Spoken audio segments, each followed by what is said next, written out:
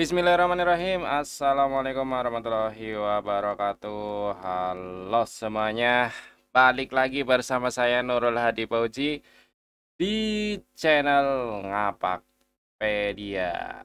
Oke, jadi pada video kali ini kita akan membahas tentang daya tampung dapodik yang invalid ya. Jadi saya baru saja dapat surat edaran nih, teman-teman. Silakan bisa teman-teman buka di sid/ngapakpedia. Lalu silakan teman-teman, loh. Bentar. Teman-teman silakan cari ini kok jadi begini. Ke drive, mana drive-nya? Bentar ya. Kok jadi ngezoom sekali? Sebentar teman. Oh, oke teman-teman, ini drive-nya sudah sehat ya, SID-nya ya sudah normal. Silakan teman-teman buka drive dokumen konten Ngapakpedia. Lalu ke dokumen seputar tutor dapodik. Lalu di sini ada daya tampung PPDB dalam dapodik. Di sini kalian buka saja. Nah, seperti ini ya. Ini nanti saya tampilkan yang sudah terdownload saja. Nah, seperti ini teman-teman. Daya tampung PPDB dalam aplikasi dapodik. Jadi ini saya sudah baca, silakan teman-teman juga baca ya. Jadi tujuannya adalah mengurangi diskriminasi ketidakadilan terhadap akses dan layanan pendidikan untuk peserta didik dari keluarga ekonomi tidak mampu dan penyandang disabilitas. Menemukan lebih dini anak putus sekolah agar kembali bersekolah agar terwujud wajib belajar 12 tahun dan seterusnya. Nah, ini untuk sekolah negeri atau sekolah-sekolah yang dikelola oleh pemerintah daerah tidak boleh menambah jumlah rombel belajar jika rombel belajar yang ada telah memenuhi atau melebihi ketentuan rombel belajar dalam standar nasional pendidikan dan sekolah tidak memiliki lahan dan atau menambah ruang kelas baru. Ya. Kemudian ini jika memang sudah itu ya, memenuhi ya. Nah, kemudian ini yang terkait apa namanya daya tampung itu adalah nih pengumuman penetapan peserta didik merupakan pengumuman penetapan atas seluruh calon peserta didik yang dinyatakan lolos seleksi pada setiap jalur pendaftaran PPDB ya. Penetapan peserta didik baru dilakukan berdasarkan hasil rapat Dewan Guru yang dipimpin oleh kepala sekolah dan ditetapkan melalui keputusan kepala sekolah.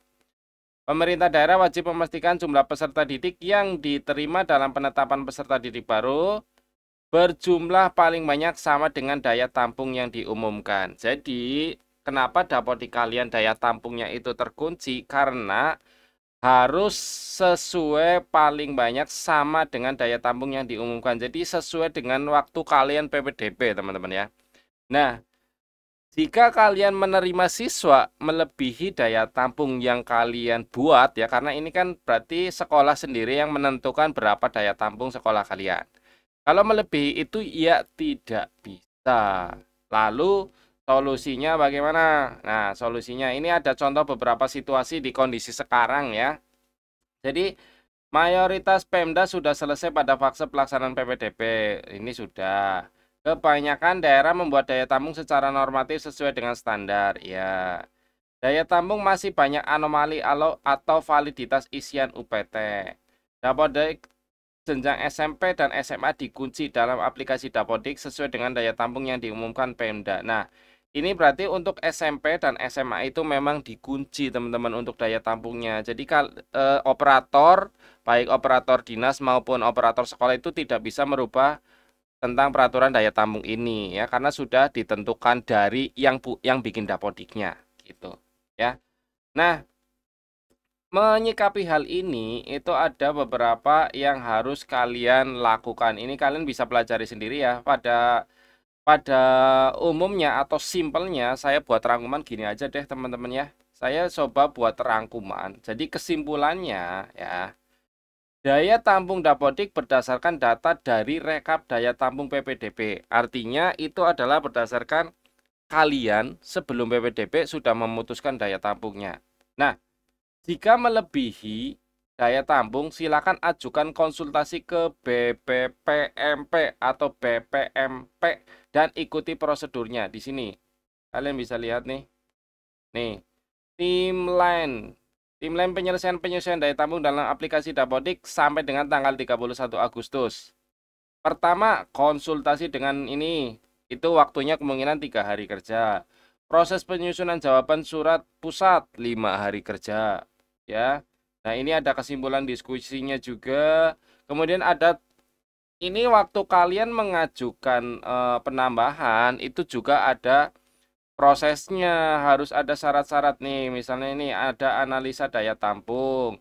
Terus kriteria utama dispensasi untuk menampung siswa miskin. Nah, misalnya nih kalian terpaksa menambah jumlah siswa itu karena banyaknya siswa miskin yang sekolah di situ. Nah, ini dilengkapi dengan bukti, ini juga bisa sebagai dasar kalian menambah rombel, menambah daya tampung sekolah kalian. Nah, ini ada contoh analisa permasalahan daya tampung daerah. Ini suratnya tinggal dicontoh. Kemudian ini ada kondisi ini, saya juga sudah buat rangkumannya seperti ini teman-teman ya. Kondisi terburuknya adalah siswa harus dipindahkan ke sekolah lain baik negeri atau swasta. Tujuan dari ini adalah menghindari siswa siluman. Nah, ini untuk menghindari sekolah-sekolah negeri yang bermain curang ya di belakang ya. Misalnya berani memasukkan siswa-siswa di luar jalur PPDB. Nah, ini sudah tidak bisa. Kalian tidak bisa bermain seperti itu lagi nih untuk para oknum-oknum ya.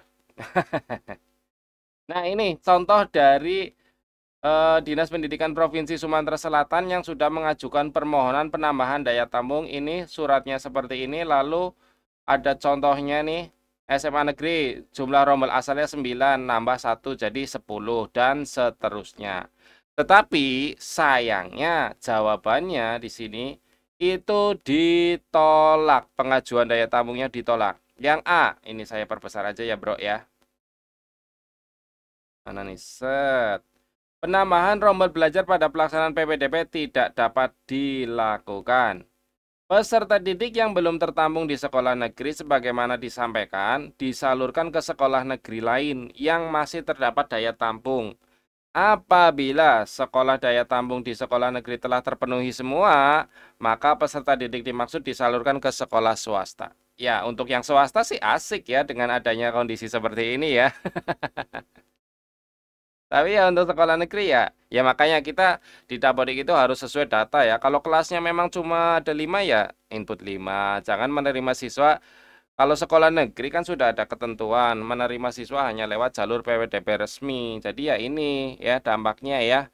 Ini sebenarnya tidak pembuatan Dapodik versi 2025 ini untuk yang daya tampung sebenarnya saya sangat setuju ya untuk kondisi seperti ini ya, di mana mengakibatkan sekolah-sekolah negeri itu tidak menjadi lahan bermain oleh para oknum-oknum tertentu yang mempunyai kewenangan untuk menambah atau memasukkan siswa melalui jalur siluman.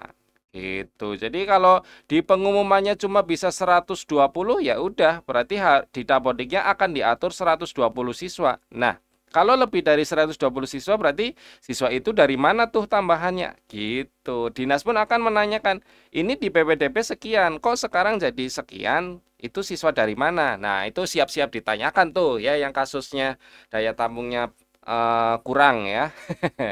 Seperti itulah intinya ya teman-teman, silakan pelajari lebih detail sendiri karena saya juga tidak terlalu memperdalam ilmu ini karena saya sekolah swasta. Saya siap menerima sisa-sisa anak sekolah negeri.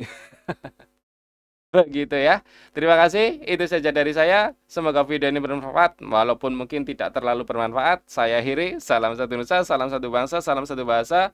Salam satu data, salam terakhir, salam Ngapakpedia. Wassalamualaikum warahmatullahi wabarakatuh. Terima kasih. Sekali lagi saya ingatkan untuk mendownload dokumen ini, teman-teman bisa kunjungi website sid/ngapakpedia. Kalian buka drive dokumen konten Ngapakpedia, lalu buka dokumen seputar tutor Dapodik. Di sini ada file daya tampung. Silakan di-download sendiri dan dipelajari sendiri. Karena saya tidak menemukan kasus ini dan ini sepertinya agak ribet ya. Terima kasih, sampai jumpa di next video. Bye-bye.